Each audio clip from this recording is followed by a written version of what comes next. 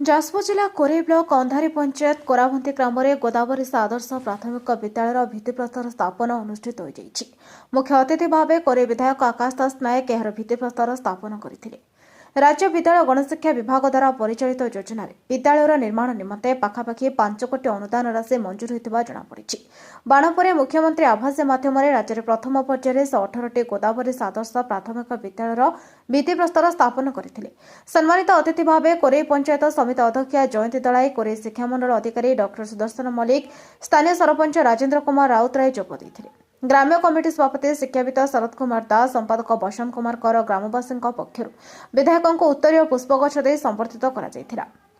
ଏହି ଅବସରରେ ଓଡ଼ିଶାକୁ ଶିକ୍ଷା ସମୃଦ୍ଧ କରିବାରେ ସ୍ୱର୍ଗତ ଗୋଦାବରୀ ମିଶ୍ରଙ୍କ ଅବଦାନ ଯଥେଷ୍ଟ ଗୁରୁତ୍ୱ ବହନ କରେ ଏବଂ ତାଙ୍କ ସ୍ମୃତିରେ ଓଡ଼ିଶାର ଲୋକପ୍ରିୟ ମୁଖ୍ୟମନ୍ତ୍ରୀ ମୋହନ ଚରଣ ମାଝୀଙ୍କ ଆଦର୍ଶ ବିଦ୍ୟାଳୟରେ ନୂତନ ପ୍ରକଳ୍ପ ଗଢ଼ିବା ସମ୍ଭବ ହୋଇଛି ଏବଂ ଏହାଦ୍ୱାରା ବିଦ୍ୟାଳୟରେ ଶୈକ୍ଷିକ ପରିବେଶ ସୃଷ୍ଟି ହେବା ସହ କୁନି କୁନି ଛାତ୍ରଛାତ୍ରୀଙ୍କ ଉତ୍ତମ ଭବିଷ୍ୟତ ଗଢ଼ିବାରେ ଏହା ବିଶେଷ ଭାବେ ସହାୟକ ହୋଇପାରିବ ବୋଲି ବିଧାୟକ ଆକାଶ ଦାସ ନାୟକ ମତବ୍ୟକ୍ତ କରିଥିଲେ।